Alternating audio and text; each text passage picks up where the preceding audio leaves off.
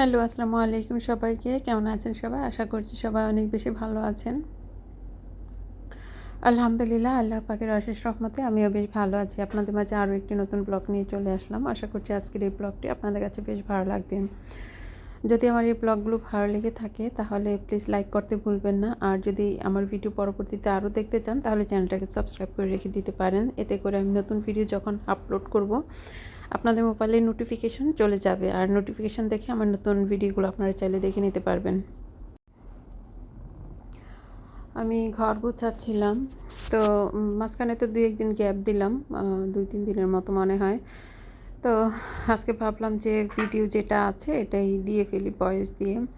আসলে আমি সবসময় ভাবি যে ভিডিওটা দেওয়ার পর পরের ভিডিওটা খুব সুন্দর করে একদম মনের মতো করে দিব, কিন্তু হয় না। আসলে আমি পারি না, বিশেষ করে আমি পারি না, কারণ আমি অনেকেই দেখি 3জন 4জন বেবি নিয়ে খুব সুন্দর করে ব্লগ করছে।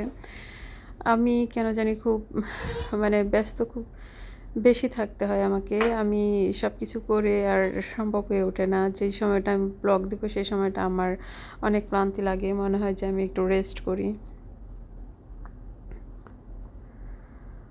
তো এই যে এখানে ঘরের কাজকর্ম করছি, আর আসলে মাহির, রায়ান ওদের পরীক্ষাও চলছে। তো যার জন্য আরও হয়ে ওঠে না। তো এটা আমি আসলে সন্ধ্যার পর থেকে শুরু করেছিলাম ভিডিওটা। আমি রাতে ঘরটাকে গুছাই। আমি কিন্তু প্রতিদিন দিনের বেলা যতবারই গুছানো হোক না কেন, রাতে ঘুমের আগে আমি আরেকবার ঘরটাকে খুব সুন্দরভাবে ক্লিন করি। বিছনা ঝাড়ু দেওয়া, গুছানো থেকে শুরু করে ঘর গুছানো সব কিছু আবার করি। চুলাটাকে ধুয়ে মুছে পরিষ্কার করি। যদিও আমার সেই সময় প্রায় সময় আমি দেখা যায় ড্রেস চেঞ্জ করে তারপর ঘুমাই।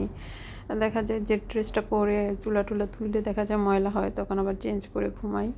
তো সবসময় এরকম হয় না আসলে, এতটা আজকে যতটা বেশি করছি অতটা সবসময় করি না, মাঝে মাঝে এরকম হয়। তো মোস্ট অফ দ্য টাইম খুব কমই এরকম করা হয় আর কি। তো আসলে আমার আজকে হয়েছিল যে আমি দিনের বেলায় এত ঘুম দিয়েছি, আর ঘুমটা হচ্ছে আমার অনেকটাই ঔষধের মতো। আমি যদি ঠিকঠাকভাবে ঘুম না হয় তাহলে আমি কোনো কাজ করতে পারি না। বিশেষ করে রাতে তো ঘুম ঠিকভাবে হতেই হবে। তার পাশাপাশি আমার আর কি দিনের বেলাতেও দেখা যায় কম করে হলো আধা ঘন্টা বা 1 ঘন্টা আমাকে ঘুমিয়ে নিতে হবে, আর নয়তো আমি কাজ করতে পারি না, সংসারের অনেক পিছিয়ে যাই। তো ঘুম থেকে ওঠার পর আমি এত কাজ করতে পারি, এত এনার্জি কোথায় থেকে আসে আমি বলতে পারবো না।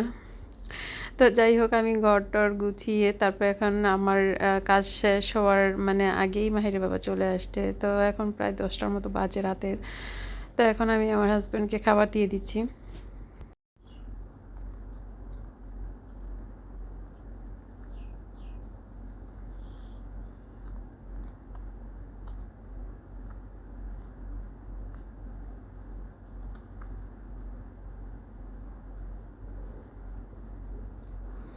আজকে হচ্ছে বৃহস্পতিবার। মাহিরের বাবা এসে খুব বেশি সময় হয়নি, আসতে বেশি সময় হয়নি।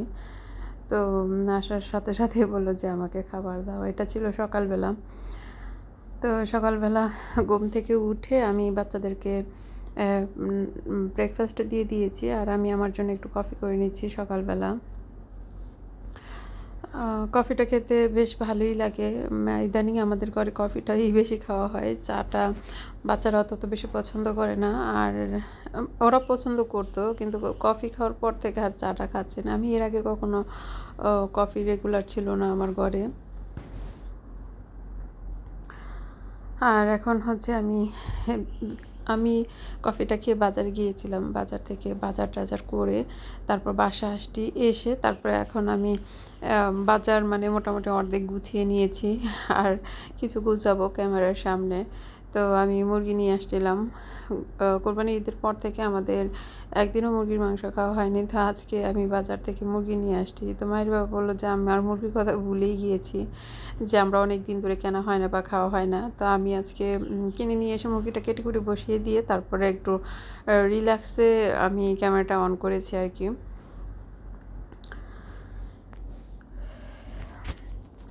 তো বেশ কিছু বাজার আমি গুছিয়ে নিয়েছি, আর কিছুটা আপনাদের সামনে গুছিয়ে নিয়েছি।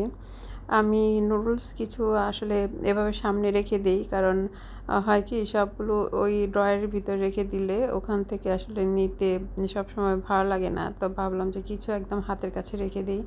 আর আমার কিচেনটা এখনও আমি আমার মনের মতো করে অর্গানাইজ করিনি। তো যখন অর্গানাইজ আসলে করতে চেয়েছিলাম, তো আমি যে জায়গাটাতে থাকি এখানে অনলাইনে অনেক কিছুই আর কি নিয়ে আসতে একটু সমস্যা হয়। তো আমাকে আসলে সবগুলো নিয়ে এসে তারপর অর্গানাইজ করতে হবে। তো যাই হোক, এখন এই যে আমি যে বাজারগুলো নিয়ে আসছি সেগুলো গুছিয়ে নিচ্ছি।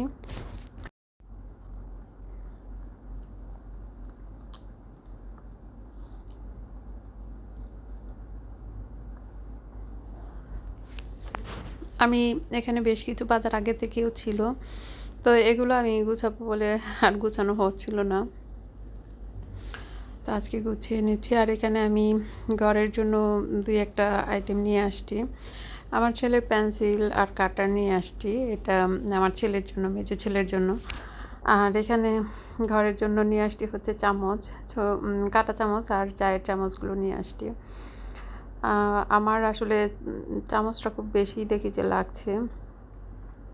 তো এগুলো আসলে এখন ব্যবহার করা হবে না, এগুলো তুলেই রাখবো। তো আমি এখানে একটা গোডাউন আছে, এটার মধ্যে রেখে দিলাম। এই ড্রয়ারটার মধ্যে সব কিছু এলোমেলো করে রেখে দেওয়া আছে। তো একদিন সময় করে গুছাবো ভাবছি, কিন্তু ওই সময়টা আসলে কবে হবে কে জানে। তো যাই হোক, আর বাকি সবগুলো জিনিস এখন একটু একটু করে গুছিয়ে নিচ্ছি আর আপনাদের সাথে শেয়ার করছি। এখানে আমি কিছু কিচেন হুক নিয়ে আসছি, যেমন এখানে চায়ের ছাঁকনিগুলো আমি এখানে রেখে দিই। তো আমি হুকগুলো নিয়ে আসছি আসলে ওই চায়ের ছাঁকনিগুলো ঝুলিয়ে রাখার জন্যই মেনলি। আমার এই সেকশনটাতে বেশি সাবান জাতীয় জিনিসগুলো রাখি।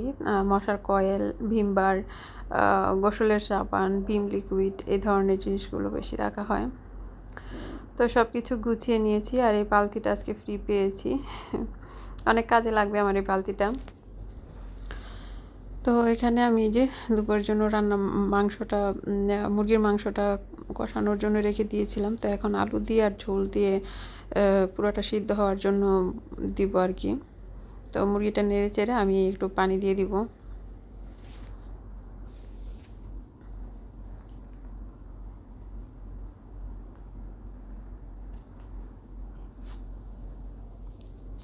তো এর মধ্যে আমাদের খাবার দাবার শেষ হয়ে গিয়েছে। আমি বয়স দেওয়ার জন্য সিটিং রুমে এসে দেখেন বাচ্চারা ফ্যানটাকে অন করে রেখে চলে গিয়েছে। কখন করেছে খেয়াল করি নাই আমি। তো ভাবলাম বয়স যেহেতু দিব, আমি পর্দাগুলো একটু নামিয়ে তারপর বয়সটা দিব। আমার হাজব্যান্ড ঘুমাচ্ছে, বাচ্চারা টিভি দেখছে, আর আমি এখন ভয়েস দিব। ভয়েস দিয়ে আপনাদের সাথে ভিডিওটা শেয়ার করব। তো এই ছিল আমার আজকের ব্লগ। আমার ব্লগটা আমি আজকে এখানেই রাখবো। আবার কথা হবে নেক্সট কোনো ব্লগে। আনটিল দেন টেক কেয়ার, সবাই ভালো থাকবেন। আসসালামু আলাইকুম, আল্লাহ হাফেজ সবাইকে।